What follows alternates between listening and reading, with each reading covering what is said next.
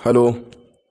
नमस्कार दोस्तों, मैं सुनील यादव आपके अपने स्काई गुरुकुल के प्लेटफॉर्म पे आप सब लोगों का स्वागत करता हूं। उम्मीद करता हूं काफ़ी बेहतर होंगे और अपनी परीक्षा की तैयारी काफ़ी अच्छे तरीके से कर रहे होंगे।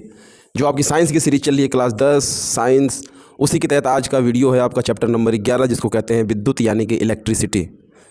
विद्युत का प्रभाव इकाई 4 ये आपका है, उसी में आपका चैप्टर नंबर 11 है जिसको विद्युत कहा जाता है और उसको इलेक्ट्रिसिटी भी कहते हैं। चैप्टर नंबर 11 आपका, इससे जुड़े जितने भी ऑब्जेक्टिव प्रश्न हैं उन प्रश्नों को देखेंगे जी। इसके पहले 10 चैप्टर मैं आपको वीडियो के माध्यम से प्रोवाइड करा चुका हूँ, वो आपकी प्लेलिस्ट में लगी हुई है। अगर अभी तक आपने उसको नहीं देखा है तो सबसे पहले आप प्लेलिस्ट में जाइए और वहाँ पर जाकर आप उन 10 चैप्टरों के ऑब्जेक्टिव प्रश्नों को देखिएगा ज़रूर। सीरीज खरीदते होंगे, अगर सीरीज आपके पास है तो भी ठीक है, नहीं है तो भी कोई दिक्कत नहीं है। आपको सीरीज से ही राजीव क्वेश्चन बैंक की सीरीज के ये सारे ऑब्जेक्टिव प्रश्न आपको मिलेंगे जी। राजीव क्वेश्चन बैंक, उसी से जितने भी ऑब्जेक्टिव प्रश्न हैं उन ऑब्जेक्टिव प्रश्नों को मैं दूंगा। सॉल्व करने वाला होगा उसको आप कॉपी कलम का सहारा लेकर सॉल्व खुद करिएगा। उत्तर आपके सामने दिया है, इसलिए ज़्यादा समय नहीं लूँगा, सिर्फ प्रश्नों को आपके नज़र के सामने से गुजारता चलूँगा, जितने कम समय में जितना प्रश्न आपके सामने गुजारूँ। बाकी रही चीज़ तो आपका नोट्स आपके लिए सर्वोत्तम था है और रहेगा भी, क्योंकि उसको आपने अपने हाथों से बनाया है, खुद समझा है, लिखा है, तो इस वजह से वो आपके लिए हमेशा बेस्ट ही रहेगा। तो सबसे पहले आप अपने नोट को पढ़िएगा, क्योंकि बार बार मैं कहता हूँ आपसे। उसके बाद इसको आप रिवीजन के तौर पे देखिएगा। बाकी जितने भी प्रश्न हो सके वो आप करिएगा, क्योंकि आपकी किताब में भी बहुत ज़्यादा प्रश्न दिया हुआ है, तो पहले तो उनको भी ख़त्म करिएगा। जब ये सीरीज़ आपकी ख़त्म हो जाएगी तो मैं उन्हीं प्रश्नों को लेके आऊँगा और उसमें उत्तर नहीं होगा, उसमें आपको चुनना भी होगा, क्योंकि उसमें भी तेज़ ही बोलने का काम करूँगा शायद, जिससे आपकी प्रैक्टिस बहुत अच्छे तरीके से हो सके। कम समय में ज़्यादा प्रश्नों की प्रैक्टिस करेंगे उसमें। तो जितना भी दोस्त है आपका उसको ये चीज़ बता सकते हैं, उसके पास शेयर भी कर सकते हैं। एक चीज़ और कह दूँ, अगर अभी तक आपने सब्सक्राइब नहीं किया तो सबसे पहले सब्सक्राइब कर लीजिए। बगल में ऑल नोटिफिकेशन का आइकन आएगा जी, उस पर ज़रूर क्लिक करिएगा, ताकि जो भी नोटिफिकेशन मैं डालूँ आपको नोटिफिकेशन के जो भी वीडियो अपलोड करूँ वो नोटिफिकेशन के माध्यम से आपको मिल जाएगी। और आपके एग्ज़ाम तक रोज़ वीडियो कोई ना कोई आपको मिलती रहेगी, तो इससे आप बेफिक्र रहिए और आप अपने जम के परीक्षा की तैयारी करिए। टाइम को बेकार ना जाने दीजिए। देखेंगे चैप्टर नंबर 11 जिसको कहते हैं विद्युत। ऑब्जेक्टिव प्रश्न होंगे, उनको सिर्फ मैं आपको उत्तर के साथ बताता चलूँगा, कोई एक्सप्लेनेशन नहीं होगा जी। रिवीजन आपको करना होगा, बहुत अच्छे तरीके से करिएगा। प्रश्न नंबर 1 है कि दो चालक तार जिनके पदार्थ लंबाई तथा व्यास समान है, दो चालक तार जिनके पदार्थ लंबाई तथा व्यास तीनों समान है, किसी विद्युत परिपथ में पहले श्रेणी क्रम में फिर पार्श्व में संयोजित किए जाते हैं। किसी विद्युत परिपथ में पहले श्रेणी क्रम में फिर पार्श्व क्रम में संयोजित किए जाते हैं। श्रेणी क्रम तथा पार्श्व क्रम संयोजन में उत्पन्न ऊष्माओं का अनुपात क्या होगा? 1-2 का, 2-1 का, 1-4 का या 4-1 का? तो उत्तर इसका होगा आपका ऑप्शन नंबर डी, यानी कि 4-1 का अनुपात होगा जी। देखेंगे प्रश्न नंबर 2 को। लघु पथन के समय परिपथ में विद्युत धारा का मान। लघु पथन के समय परिपथ में विद्युत धारा का मान पूछा है जी। बहुत कम हो जाता है, परिवर्तित नहीं होता है, बहुत अधिक बढ़ जाता है, या फिर निरंतर परिवर्तित होता है? तो उत्तर जाएगा इसका सी के साथ। लघु पथन के समय परिपथ में विद्युत धारा का जो मान है वो बहुत अधिक बढ़ जाता है। कब? लघु पथन के समय। कहाँ? परिपथ में। किसका? विद्युत धारा का मान बहुत अधिक बढ़ जाता है। Option number C. देखेंगे प्रश्न नंबर 3 को।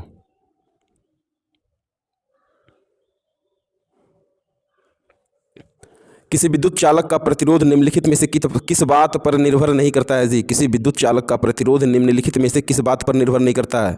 चालक की लंबाई पर, चालक के पदार्थ का घनत्व पर, चालक का अनुप्रस्थ काट पर, या फिर चालक के आकार पर? किसी विद्युत चालक का प्रतिरोध निम्नलिखित में से, यानी इन सब चारों ऑप्शनों में से किस बात पर निर्भर नहीं करता है वो बताना है। यानी 3 पर करता होगा और एक है जो इस पर नहीं करता है, वो बताना है। उत्तर जाएगा इसका डी के साथ। चालक के आकार पर निर्भर नहीं करता है। बाकी विद्युत चालक का प्रतिरोध चालक की लंबाई पर भी निर्भर करता है। विद्युत चालक का प्रतिरोध चालक के पदार्थ के घनत्व पर भी निर्भर करता है।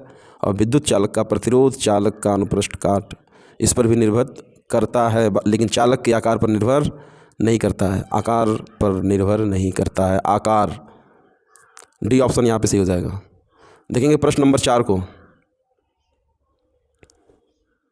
प्रश्न नंबर 4 है आपका कि कब 4 विद्युत चालकों का समायोजन बनाने पर परिणामी प्रतिरोध न्यूनतम होगा? कब 4 विद्युत चालकों का समायोजन बनाने पर परिणामी प्रतिरोध न्यूनतम होगा? सभी को समांतर क्रम में जोड़ा जाए, सभी को श्रेणी क्रम में जोड़ा जाए। 1 को श्रेणी क्रम में तथा 3 को समांतर क्रम में जोड़ा जाए। 2 को श्रेणी क्रम में तथा शेष 2 को समांतर क्रम में जोड़ा जाए। कब 4 विद्युत चालकों का समायोजन, 4 विद्युत चालक की बात कर रहा है जी, समायोजन बनाने पर परिणामी प्रतिरोध न्यूनतम होगा। सभी को समांतर क्रम में जोड़ा जाए, सभी को श्रेणी क्रम में जोड़ा जाए। 1 को श्रेणी क्रम तथा 3 को समांतर क्रम में जोड़ा जाए। 2 को श्रेणी क्रम तथा शेष 2 को समांतर क्रम में जोड़ा जाए तो उत्तर जाएगा 1 के साथ। सभी को समांतर क्रम यानी कि पार्श्व क्रम में जोड़ा जाएगा तो विद्युत चालकों का समायोजन बनाने पर परिणामी प्रतिरोध न्यूनतम होगा। सभी को समांतर क्रम यानी उसी को पार्श्व क्रम भी कहा जाता है, अगर इसमें जोड़ा जाएगा तो विद्युत चालकों का जो 4 विद्युत चालकों का समायोजन बनाने पर परिणामी प्रतिरोध है वो आपका क्या होगा, न्यूनतम होगा। ये ऑप्शन सही हो जाएगा इसका। बात करेंगे प्रश्न नंबर 5 की।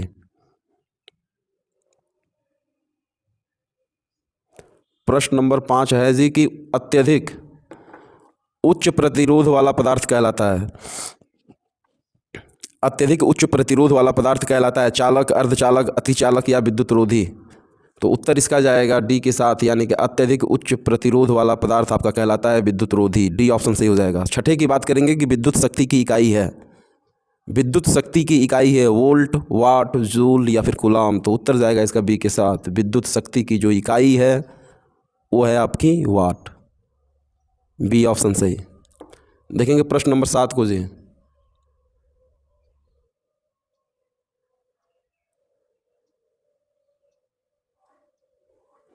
प्रश्न नंबर 7 है कि किसी विद्युत केतली में प्रवाहित धारा 3 गुनी कर देने पर केतली में उत्पन्न ऊष्मा की मात्रा हो जाएगी। किसी विद्युत केतली में प्रवाहित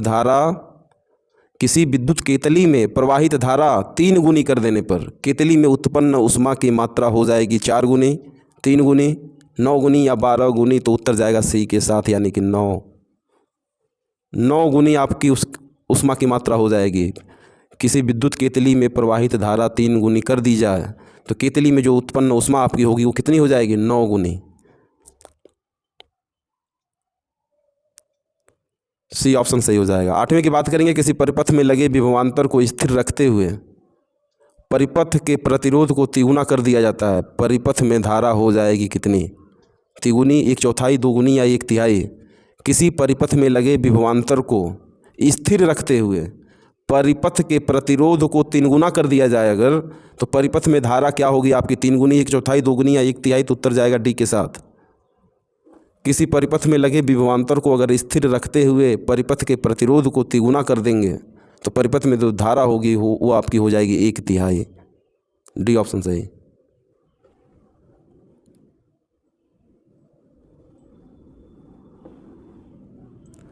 प्रश्न नंबर 9 है जी।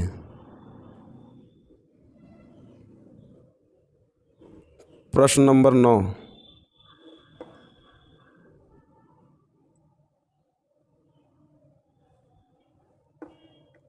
किसी मकान में 200 वोल्ट पर विद्युत आपूर्ति की जाती है। मकान में 100 कूलाम तथा 200 कूलाम प्रतिरोध के 2 विद्युत बल्ब प्रतिदिन 1 घंटा प्रयोग में आते हैं। प्रतिदिन विद्युत ऊर्जा की खपत होगी 500 वाट घंटा, 600 वाट घंटा, 300 वाट घंटा या फिर 900 वाट घंटा। किसी मकान में 200 वोल्ट पर विद्युत आपूर्ति की जाती है। मकान में 100 ओम एन 200 ओम प्रतिरोध के 2 विद्युत बल्ब प्रतिदिन 1 घंटा प्रयोग में आते हैं। प्रतिदिन विद्युत ऊर्जा की खपत होगी 500 वाट घंटा, 600 वाट घंटा, 300 वाट घंटा या फिर 900 वाट घंटा। तो उत्तर जाएगा इसका बी के साथ। 600 वाट घंटा विद्युत ऊर्जा की खपत होगी। बी ऑप्शन सही। देखेंगे प्रश्न नंबर 10 को।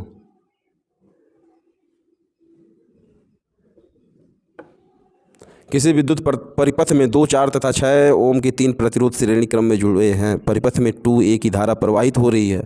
प्रत्येक प्रतिरोध के सिरों के बीच विभवांतर क्रमशः होंगे। किसी विद्युत परिपथ में 2, 4, 6 ओम के 3 प्रतिरोध श्रेणी क्रम में जुड़े हैं। परिपथ में 2A की धारा प्रवाहित हो रही है। प्रत्येक प्रतिरोध के सिरों के बीच विभवांतर क्रमशः होंगे 6 वोल्ट, 8, 12, 6, 8, 12। ए ऑप्शन है 4, 8, 12। बी ऑप्शन है 6, 8, 12। सी है 4, 8, 10। डी है 2, 6, 8। तो इसका उत्तर होगा आपका ए के साथ जाएगा 4, 8, 12। किसी विद्युत परिपथ में 2, 4, 6 के 3 प्रतिरोध श्रेणी क्रम में जुड़े हैं तो परिपथ में 2A की धारा प्रवाहित हो रही है। प्रत्येक प्रतिरोध के सिरों के बीच विभवांतर क्या होगा? तो 4, 8, 12, ये ऑप्शन आपका हो जाएगा सही। देखेंगे प्रश्न नंबर 11 को।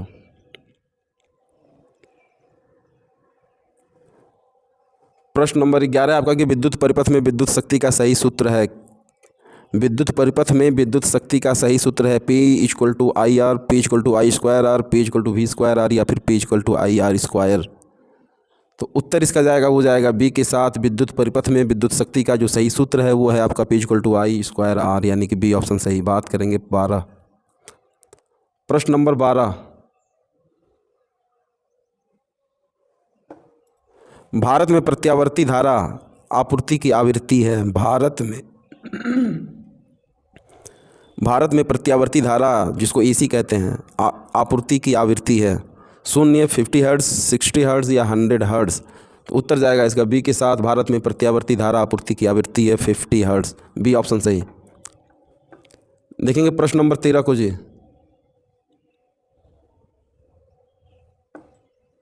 वैद्युत शक्ति P तथा प्रतिरोध R से व्यक्त होता है।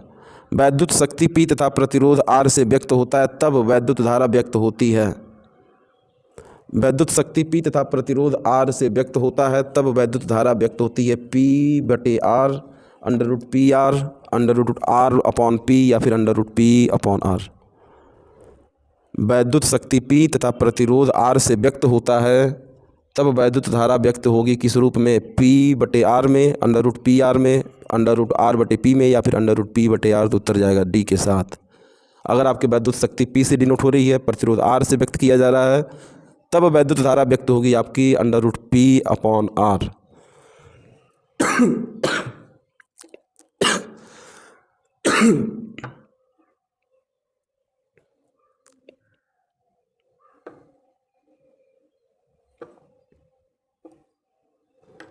देखेंगे प्रश्न नंबर 14 को।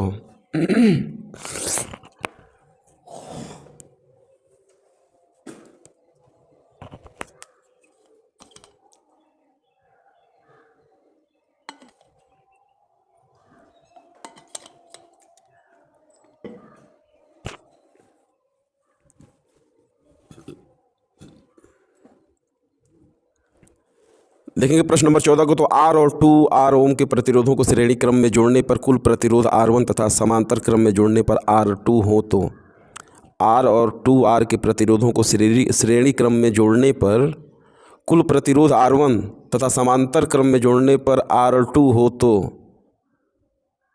R1/R2 equal to 2/9, R1/R2 equal to 9/2, R1/R2 equal to 1 या फिर R1/R2 इक्वल टू 1/9। तो उत्तर इसका होगा आपका बी ऑप्शन। इसको आप चेक करिएगा कि सही है कि नहीं है। R1/R2 equal to 9/2, B option सही। प्रश्न नंबर 14।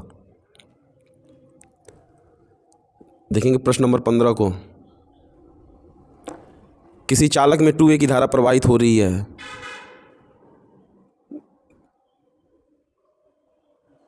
किसी चालक में 2A की धारा प्रवाहित हो रही है तो 2S में चालक में गुजरने वाले आवेश की मात्रा होगी 4 कूलाम, 1 कूलाम, 6 कूलाम, 8 कूलाम। तो उत्तर इसका होगा ए के साथ, यानी कि 4 कूलाम।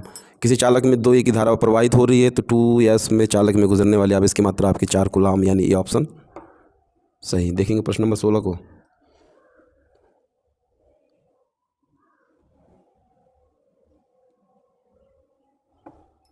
एक आर प्रतिरोध के तार को 3 बराबर भागों में काट दिया जाता है, फिर इन भागों को समांतर क्रम में जोड़ा दिया जाता है। फिर इन भागों को समांतर क्रम में जोड़ दिया जाता है। यदि समांतर क्रम में तुल्य प्रतिरोध R' हो तो R/R का मान क्या होगा? एक आर प्रतिरोध के तार को 3 बराबर भागों में काट दिया जाता है, फिर इन भागों को समांतर क्रम में जोड़ दिया जाता है। यदि समांतर क्रम में तुल्य प्रतिरोध R' है तो R/R का मान क्या होगा? 1/3, 3, 9 या 1/9। तो उत्तर जाएगा इसका सी के साथ, क्या हो जाएगा? 9। देखेंगे प्रश्न नंबर 17 को।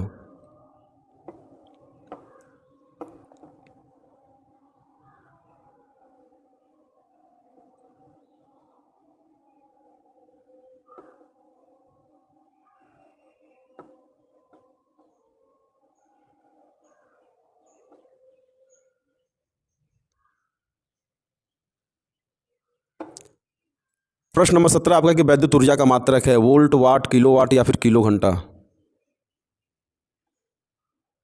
वैद्युत ऊर्जा का मात्रक पूछ रहा है जी, वोल्ट होगा, वाट होगा, किलोवाट होगा, किलो घंटा होगा, तो डी उत्तर जाएगा डी के साथ। वैद्युत ऊर्जा का मात्रक होगा आपका किलोवाट घंटा, डी ऑप्शन सही।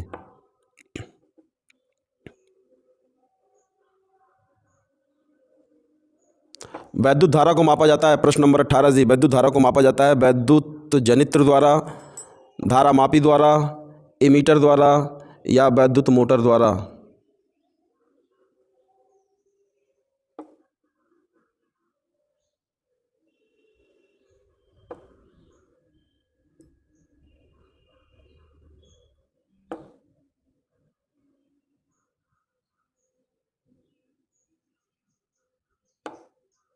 वैद्युत धारा को मापा जाता है वैद्युत जनित्र द्वारा, धारा मापी द्वारा, एमीटर द्वारा या फिर वैद्युत मोटर द्वारा, तो उत्तर जाएगा इसका सी के साथ।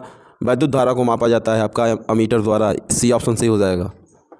देखेंगे प्रश्न नंबर 19 को।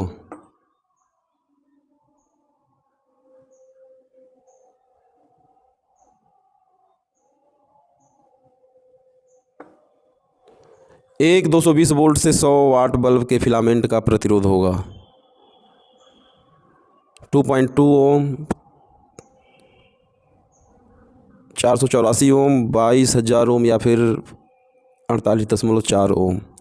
एक 220 वोल्ट से 100 वाट बल्ब के फिलामेंट का प्रतिरोध होगा 2.2 ओम, 484 ओम, 22,000 ओम या फिर 48.4 ओम, तो उत्तर जाएगा इसका बी के साथ।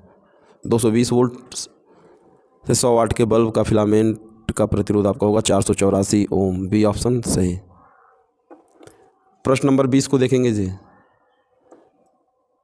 एक 5 ओम प्रतिरोध के तार को 5 बराबर भागों में काटा जाता है, प्रत्येक भाग का प्रतिरोध होगा। एक 5 ओम के प्रतिरोध के तार को 5 बराबर भागों में काटा जाता है, प्रत्येक भाग का प्रतिरोध होगा 1/5 ओम, 20 ओम, 2.5 ओम या 1 ओम। एक 5 ओम प्रतिरोध के तार को 5 बराबर भागों में काटा जाता है, तो प्रत्येक भाग का प्रतिरोध बताना है आपको। 1/5 ओम होगा, 20 ओम होगा, 2.5 ओम या 1 ओम, तो उत्तर जाएगा डी के साथ 1 ओम हो जाएगा यहाँ पे, डी ऑप्शन सही। बात करेंगे प्रश्न नंबर 21।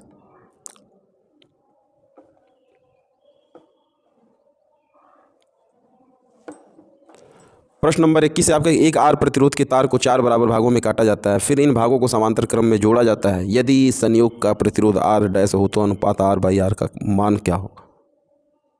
एक आर प्रतिरोध के तार को 4 बराबर भागों में काटा जाता है, फिर इन भागों को समांतर क्रम में जोड़ा जाता है। यदि संयोग का प्रतिरोध R डैश हो तो अनुपात R डैश/R का मान क्या होगा। 1/4, 4, 16 या 1/16।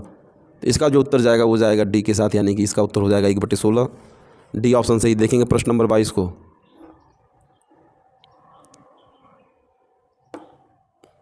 वैद्युत विभवांतर का मात्रक है एम्पियर, ओम, वोल्ट और वाट।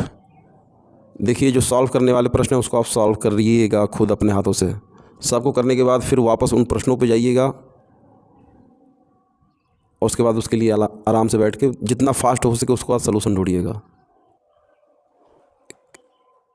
तेज करने का मतलब ये है मेरा कि आपको प्रश्नों की रूपरेखा दिखाना, मतलब जितना प्रश्न आपके सामने मैं रख सकूं, तो जो सॉल्व करने वाले होंगे उसको आपके पास जब टाइम मिल रहा होगा वीडियो देखने के बाद तो आप उसको सॉल्व भी करिएगा। देखेंगे प्रश्न नंबर 22 को। वैद्युत विभवांतर का मात्रक है एम्पियर, ओम, वोल्ट और वाट। उत्तर जाएगा इसका सी के साथ। वैद्युत विभवांतर का मात्रक है आपका वोल्ट। प्रश्न नंबर 23 है कि एक वैद्युत बल्ब का तंतु बना होता है किसका।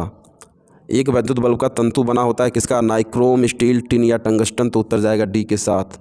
एक वैद्युत बल्ब का तंतु बना होता है टंगस्टन का, डी ऑप्शन सही। देखेंगे प्रश्न नंबर 24 को।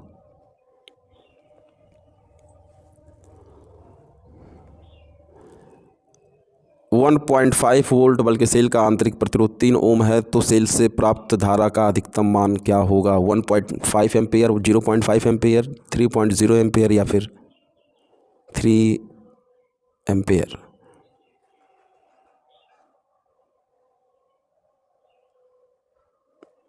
1.5 वोल्ट बल्ब के सेल का आंतरिक प्रतिरोध 3 ओम है, तो सेल से प्राप्त धारा का अधिकतम मान होगा 1.5 एम्पियर, 0.5 एम्पियर, 3.0 एम्पियर और 3 मिली एम्पियर। उत्तर जाएगा इसका बी के साथ, यानी कि 0.5 एम्पियर। देखेंगे प्रश्न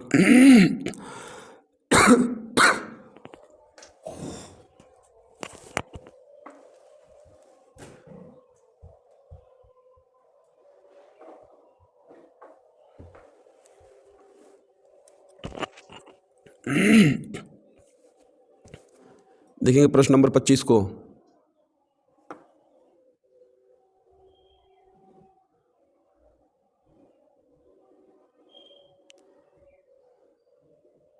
आपके घर की टीवी में एक एलईडी इंडिकेटर लगा है जो 0.75 वोल्ट एवं 100 मिली एम्पेयर पर कार्य करता है। इसकी शक्ति क्या होगी?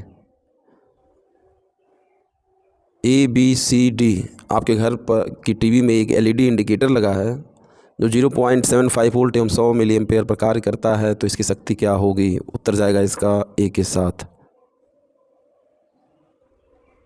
आपके घर की टीवी में एक एलईडी इंडिकेटर लगा है जो 0.75 वोल्ट और 100 मिली एम्पेयर पर कार्य करता है, तो इसकी शक्ति पूछा है जी। शक्ति पूछा है तो उत्तर इसका होगा A ऑप्शन।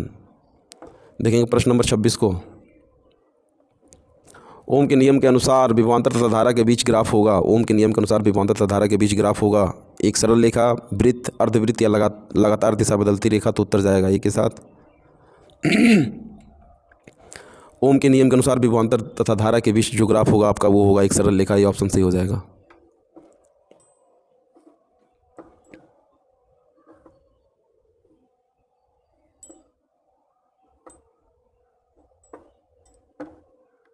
निम्नलिखित में से कौन सा पद वैद्युत शक्ति को सही निरूपित करता है जी? कौन सा पद वैद्युत शक्ति को सही निरूपित करता है?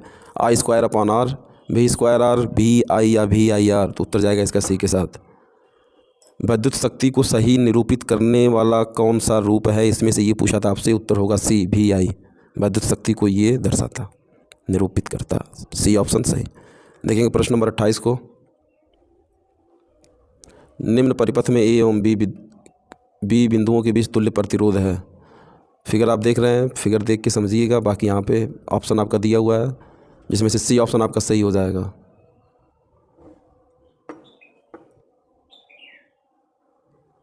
A एवं B बिंदुओं के बीच तुल्य प्रतिरोध आपको बताना है।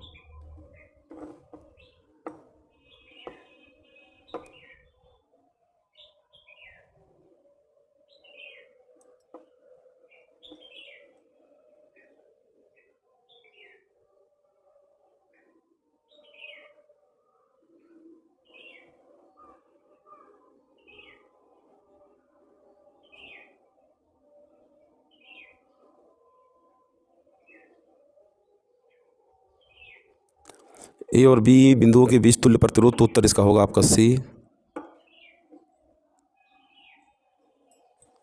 1.0। C ऑप्शन सही हो जाएगा। देखेंगे अगले प्रश्न को। देखिए इसमें सब सॉल्व करने वाले हैं जी, और इसको बैठ के आप आखिरी में सॉल्व करिएगा सब प्रश्नों को देखने के बाद।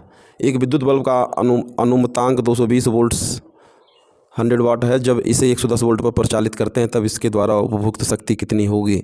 100 वाट, 75 वाट, 50 वाट, 25 वाट, 100, 75, 50 या 25। विद्युत बल्ब का अनुमतांक 220 वोल्ट और 100 वाट है। जब इसे 110 वोल्ट पर प्रचालित करेंगे तब इसके द्वारा उपभुक्त शक्ति कितनी होगी? 100 वाट की, 75 की, 50 या 25 की? उत्तर होगा इसका D ऑप्शन, 25 वाट।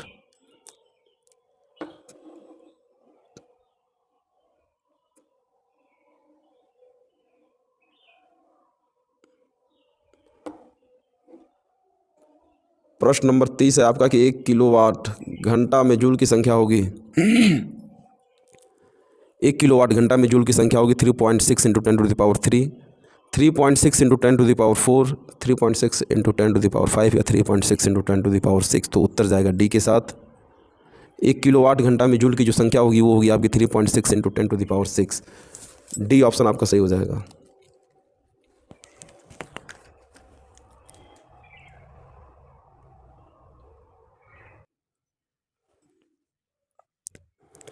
प्रश्न नंबर 30 है आपका कि 1 किलोवाट घंटा में जूल की संख्या होगी 1 किलोवाट घंटा में जूल की संख्या होगी जी, कितनी होगी?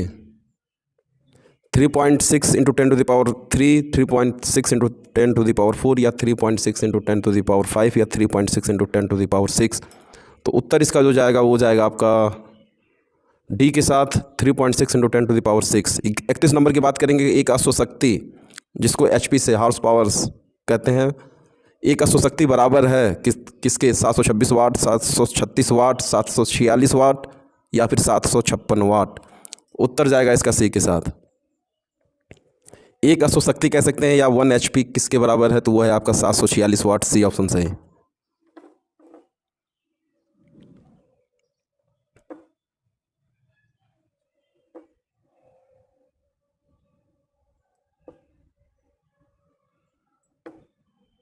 समान विद्युत शक्ति के ताप दीप्त बल्ब एवं हीटर में से किसमें अधिक प्रकाश होगा।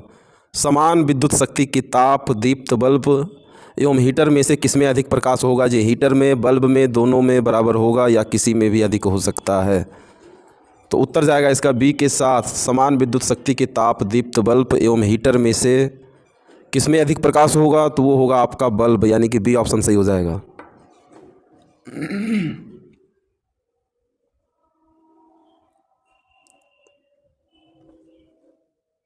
दो विद्युत बल्बों का सामर्थ्य क्रमशः 60 वाट तथा 100 वाट है। दोनों 220 वोल्ट पर कार्य करते हैं। इनके प्रतिरोधों का अनुपात पूछा है जी। दो विद्युत बल्ब का सामर्थ्य 60 वाट है और 100 वाट है। दोनों 220 वोल्ट पर काम करते हैं। इनके प्रतिरोध का अनुपात बताना है। 5/3, 3/5, 9/25 या 25/9। तो उत्तर जाएगा एक के साथ। सॉल्व करिएगा आप। 5/3 होगा इसका। प्रश्न नंबर 34।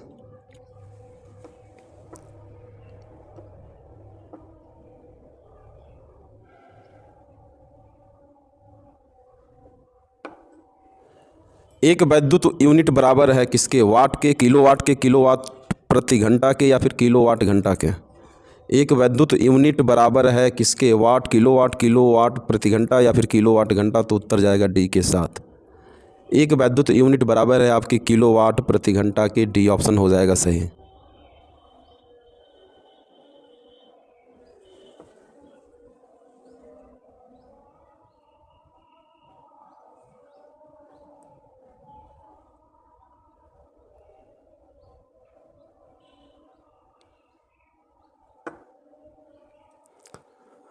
देखेंगे प्रश्न नंबर 35 जी। ताप बढ़ाने पर किसी चालक का विद्युत प्रतिरोध, ताप बढ़ाने पर किसी चालक का विद्युत प्रतिरोध अपरिवर्तित रहता है, बढ़ता है, घटता है या फिर कभी बढ़ता है कभी घटता है। प्रश्न नंबर 35। ताप बढ़ाने पर किसी चालक का विद्युत प्रतिरोध अपरिवर्तित रहता है, बढ़ता है, घटता है, कभी बढ़ता है कभी घटता है। तो उत्तर जाएगा बी के साथ। ताप बढ़ाने पर चालक का विद्युत प्रतिरोध आपका बढ़ता है। बी ऑप्शन सही।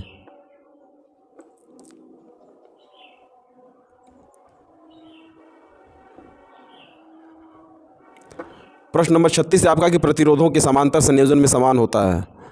प्रतिरोधों के समांतर संयोजन में समान होता है, वो क्या है जो समान होता है। धारा, विभवांतर, आवेश या इनमें से कोई नहीं। तो उत्तर जाएगा बी के साथ। प्रतिरोधों के समांतर संयोजन में विभवांतर आपका समान होता है। बी ऑप्शन सही। प्रश्न नंबर 37।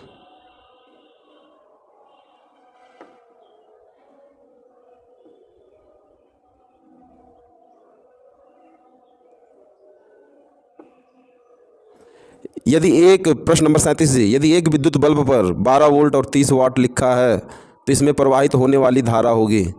यदि एक विद्युत बल्ब पर 12 वोल्ट 30 वाट लिखा है तो इसमें प्रवाहित होने वाली धारा होगी 0.4 एम्पेयर, 2.5 एम्पेयर, 12 एम्पेयर या फिर 360 एम्पेयर। यदि एक विद्युत बल्ब पर 12 वोल्ट और 30 वाट लिखा है तो इसमें प्रवाहित होने वाली धारा होगी आपकी कैसी, 0.4 एम्पेयर, 2.5 एम्पेयर, 12 एम्पेयर या 360 एम्पेयर। तो उत्तर जाएगा इसका बी के साथ। एक विद्युत बल्ब पर 12 वोल्ट और 30 वाट लिखा है तो इसमें जो प्रवाहित धारा होगी आपकी वो होगी 2.5 एम्पेयर। बी ऑप्शन सही। 38 की बात करेंगे। हीटर का तार बना होता है किसका, हीटर का तार बना होता है किसका जी। तांबे का, पीतल का, नाइक्रोम का या फिर लोहे का। तो उत्तर होगा इसका सी का।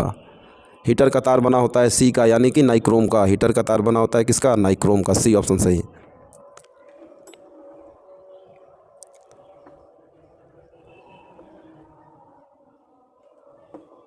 प्रश्न नंबर 39 है जी। एक विद्युत हीटर की सामर्थ्य 0.5 किलोवाट है। इसे 20 मिनट तक उपयोग में लाया गया, उत्पन्न ऊष्मा का मान होगा। एक विद्युत हीटर की सामर्थ्य 0.5 किलोवाट है। इसे 20 मिनट तक उपयोग में लाया गया तो जो उत्पन्न ऊष्मा होगा उसका मान पूछा है 6 × 10⁵ जूल, 10 जूल या 4 जूल या 2.5 × 10⁻² जूल या ऋण 2 जूल। एक विद्युत हीटर की सामर्थ्य 0.5 किलोवाट है। इसे 20 मिनट तक उपयोग में लाया गया। उत्पन्न ऊष्मा का मान होगा 6 × 10⁵ जूल, 10 जूल, 4 जूल या 2.5 × 10⁻² जूल। उत्तर जाएगा इसका ए के साथ 6 × 10⁵ जूल। एक विद्युत हीटर की सामर्थ्य अगर 0.5 किलोवाट है, इसे अगर 20 मिनट तक उपयोग में लाया जाता है तो जो उत्पन्न ऊष्मा आपकी होगी उसका मान पूछा जा रहा है, तो हो जाएगा 6 × 10⁵ जूल, 6 × 10⁵ जूल। ये ऑप्शन सही।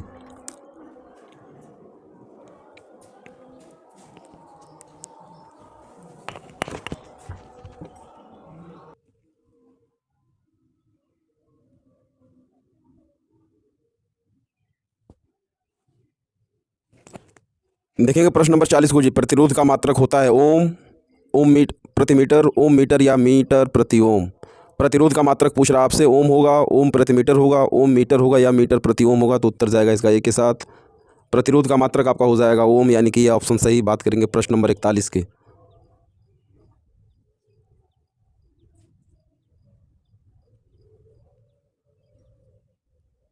चार ओम प्रतिरोध वाले n चालक तार को समांतर क्रम में जोड़ने पर तुल्य प्रतिरोध होगा। 4 ओम प्रतिरोध वाले n चालक तार को समांतर क्रम में जोड़ने पर जो तुल्य प्रतिरोध होगा वो क्या होगा जी? 4n होगा, 4/n होगा, n/4 होगा या 4n का स्क्वायर। तो उत्तर जाएगा बी के साथ। 4 ओम प्रतिरोध वाले n चालक तार को समांतर क्रम में जोड़ा जाएगा तो जो तुल्य प्रतिरोध होगा आपका 4/n होगा। बी ऑप्शन सही। देखेंगे प्रश्न नंबर 42 को जी। प्रश्न नंबर 42 और इस चैप्टर का आखिरी क्वेश्चन है ये आपका। ओम के नियम का सूत्र पूछा है आपसे। ओम के नियम का सूत्र I = VR, R = VI और V = IR या फिर इनमें से कोई नहीं। तो उत्तर जाएगा इसका सी के साथ। ओम के नियम का सूत्र होता है आपका V = IR। सी ऑप्शन से हो जाएगा। तो इस तरीके से टोटल आपके 42 प्रश्न थे जो कंप्लीट हुए चैप्टर नंबर 11। चैप्टर नंबर 11 जी, जिसमें आपके 42 प्रश्न थे वो कंप्लीट हो चुके हैं, जिसको कहते हैं क्या? विद्युत, यानी कि इलेक्ट्रिसिटी। इसके पहले 10 वीडियो आपको जो 10 चैप्टर थे उनसे दे चुका हूँ, वो आपकी प्लेलिस्ट में लगी हुई है। अगर अभी तक आपने उसको नहीं देखा तो आप क्रम से वहाँ पे देख सकते हैं जाके। एक चीज़ और कि अगर अब आपने सब्सक्राइब नहीं किया हो तो सबसे पहले सब्सक्राइब करिए। बगल में ऑल नोटिफिकेशन का आइकन आएगा, उस पर आप क्लिक करिए ताकि जो भी वीडियो मैं अपलोड करूँ आपको नोटिफिकेशन के माध्यम से मिलती रहे। और जमकर अपने परीक्षा की तैयारी करिए। बार बार कहता हूँ कि आपका नोट्स ही आपके लिए सर्वोत्तम है, क्योंकि उसको आपने अपने हाथों से खुद लिखा है, समझ करके बनाया है। तो सबसे पहले नोट्स, उसके बाद इस वीडियो को अगर देखना हो तो रिवीजन के तौर पे आप ये देख सकते हैं। और साथ ही साथ इतना कहूँगा कि जितना भी आपका दोस्त है उनके पास भी आप इसको शेयर कर सकते हैं। इसका कोई चार्ज नहीं है, फ्री ऑफ कॉस्ट है ये, सब्सक्राइब का भी और शेयर का भी। तो इतना काम अगर हो सकता है तो आप कर दीजिएगा। बाकी परीक्षा का जो समय चल रहा है आपका 20 से 22 दिन बचा हुआ है, ज़्यादा समय नहीं है, तो समय को फालतू इधर उधर ना बेकार करिएगा। बाकी तो आपकी मेहनत के ऊपर है। चलिए बने रहिएगा इस स्काई गुरुकुल के प्लेटफॉर्म पे। मैं फिर मिलता हूँ आपसे अगली वीडियो में अगले चैप्टर के साथ कुछ नया